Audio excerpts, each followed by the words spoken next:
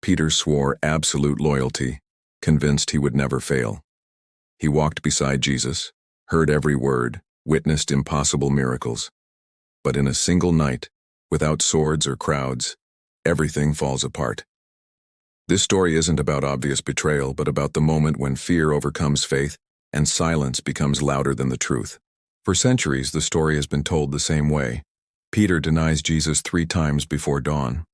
But what if the denial wasn't just words spoken aloud? What if the real break happened earlier, in unconfessed thoughts, in internal choices made to survive? Looking more closely at that night, a disturbing possibility emerges. Perhaps Peter never denied Jesus as a man, but was confronted with something far more difficult to admit. In the end, the revelation completely changes the meaning of guilt, fidelity, and what it truly means to stand firm when everything crumbles. That night began like so many others, with weary footsteps and words that still echoed in the hearts of the disciples. Peter was there, confident, certain that remaining by Jesus' side was not a choice, but part of who he was. He had pledged boundless loyalty, believing that the strength of his conviction would be enough to face any threat. However, the tension in the air was different. Something invisible was approaching, not as immediate violence, but as silent doubt. As Jesus was taken away, Peter followed at a distance, not out of conscious cowardice, but because of an internal conflict that was beginning to take root. He still believed he would not deny him, without realizing that the true test would not come in grand heroic gestures but in small, ordinary moments, where no one would be watching and where faith would need to speak for itself. As Peter approaches the courtyard, the atmosphere changes completely. There is no hostile crowd, only watchful eyes and a constant sense of risk. The fire warms his hands, but does not calm his mind. Each step physically distances him from Jesus, even though he insists on remaining nearby.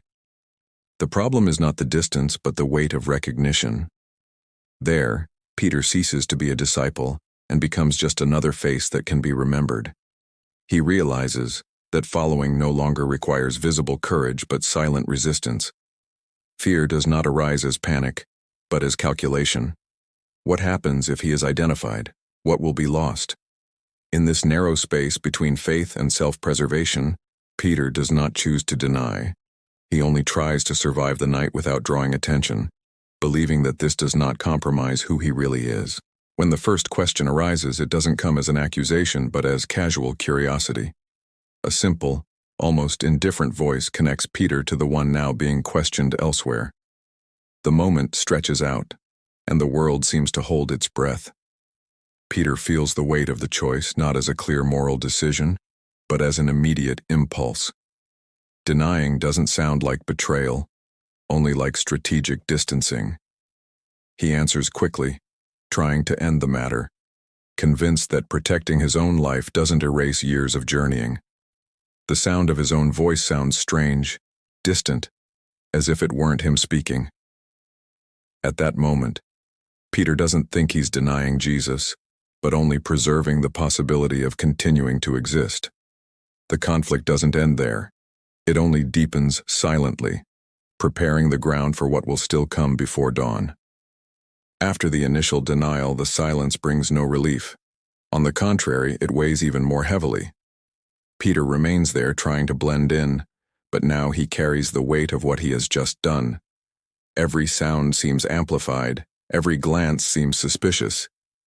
He mentally replays his words, searching for justifications that preserve his identity as a disciple. After all, it was just a quick answer, given under pressure. The problem is that his heart is no longer at peace. The proximity of the fire contrasts with the growing cold within.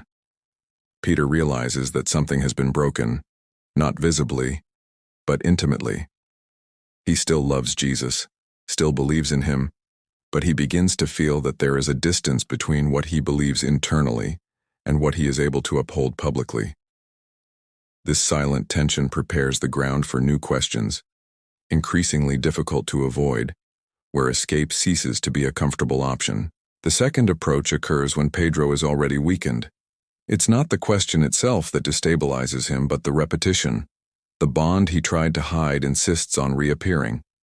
Now denial requires more than speed. It requires hardening. He responds more firmly, almost aggressively, as if intensity could dispel any suspicion. At that moment, something changes. Pedro realizes that each denial pushes him into a role he doesn't recognize in himself. It's not just silence.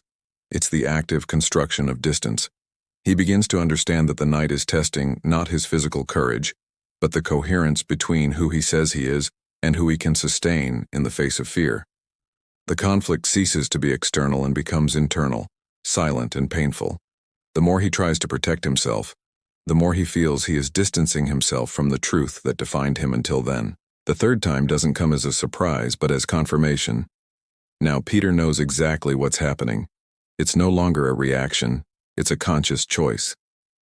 The question comes accompanied by recognition, by details that undeniably connect him to Jesus.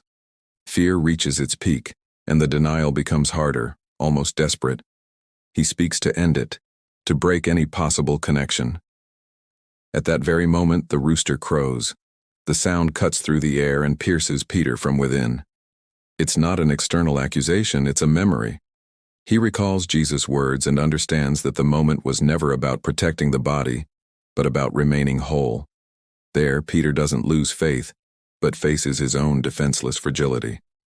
The denial reveals itself not as a lack of love, but as a human limitation in the face of extreme fear. If this interpretation is making you rethink this story, leave a comment below with your perspective. These videos are meant to provoke reflection, and I read all the comments. And if this type of content interests you, subscribe to the channel so you don't miss the next ones. When the rooster crows, time seems to slow down.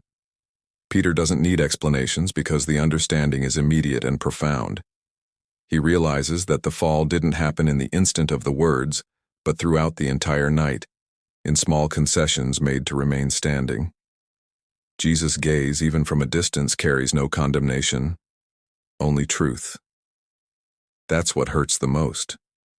Peter moves away, not to flee, but because he finally understands the weight of what he has lived through. The tears don't spring from fear of the consequences, but from self-recognition. He discovers that love doesn't immunize against failure, and that faith can coexist with weakness. At that moment, the story ceases to be about denying or not denying and becomes about confronting who you are when all certainties crumble. After that night, Peter carries the silence like an open wound. He doesn't rush to justify himself nor try to rewrite the events. The weight of the experience accompanies him while everything around him seems to crumble. The imprisonment, the trial, the cross. Each memory reinforces the feeling of having failed at the most decisive moment. Yet, something strange happens within him. Guilt doesn't distance him from Jesus. It only prevents him from feigning strength. Peter begins to understand that the fidelity he promised wasn't sustained by his own courage, but by a trust that was still being built. The denial exposed his limitations, but also destroyed the illusion of self-sufficiency. For the first time, he doesn't rely on the image of the strong disciple, only on the hope that the relationship hadn't ended that night. After the resurrection, Peter experiences a new kind of waiting. He doesn't know if he still belongs, if he's still worthy of being called. The past cannot be denied, and the future seems too uncertain to imagine. When Jesus appears again, there is no immediate demand, only presence. This completely disarms Peter. He realizes that the relationship wasn't defined by the worst moment, but by what remains after it. The denial isn't ignored, but it's not the end either. In this silent encounter, Peter understands that failing didn't exclude him from history. It only revealed the need for something greater than human promise. Faith ceases to be sustained by its own strength and begins to depend on grace.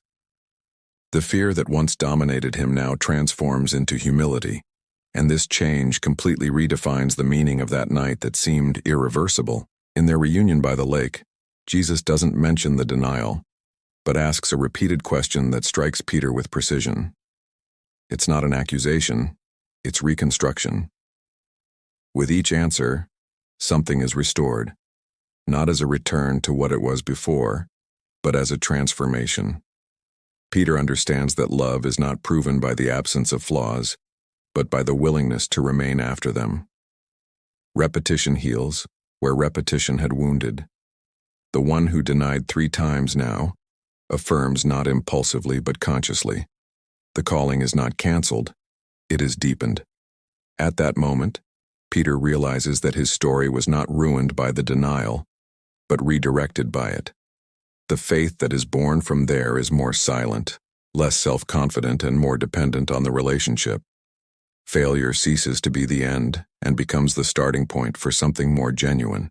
From that moment on, Peter is no longer driven by the need to prove something. The experience of the fall redefined his way of proceeding. He speaks less about you and more about what you have lived through, not as an example of strength, but of restoration. The fear that once silenced him now serves as a constant reminder of his humanity. Peter understands that leading is not about placing oneself above others, but about walking consciously with one's own flaws. The denial left its mark, but it also created space for a deeper, less impulsive, and more rooted faith. He doesn't forget that night because it keeps him aware of the danger of trusting too much in himself. The disciple who emerges after the pain is no longer the one who promises never to fall, but the one who has learned to persevere even after falling. Over time, Peter's story is told not as a source of shame, but as a silent testimony. He doesn't erase the denial, nor does he use it as justification. He simply integrates it into his own journey. This changes how you understand faith, courage, and fidelity. Remaining ceases to mean never failing and begins to mean not running away from confronting the truth. Peter learns that true trust is born when there are no more masks to maintain. The memory of that night doesn't paralyze him, it anchors him. Whenever fear arises, he remembers that he has fallen and been lifted up.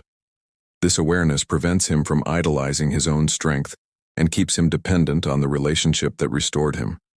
Thus, the denial that seemed like a definitive rupture reveals itself as an essential part of the formation of someone who now moves forward with less arrogance and more understanding of what it means to remain faithful amidst human frailty. Ultimately, the story isn't about a disciple who denied, but about someone who discovered the boundary between intention and reality. Peter never stopped loving Jesus, but he had to face the fact that love doesn't automatically eliminate fear. The denial exposed an uncomfortable truth. True faith isn't measured by what is promised before the test, but by what is done after the fall. Peter isn't remembered for what he said that morning, but for what he became afterward. He learned that remaining faithful doesn't mean never failing, but rather not allowing failure to be the final word. It is in this understanding that the story closes, revealing something deeper than guilt or forgiveness. The faithfulness born from fragility is more solid than that built solely on self-confidence. If you enjoyed this approach and want to continue exploring stories that are almost never told this way, leave a like and subscribe to the channel. And now, click on the video that's appearing on the screen.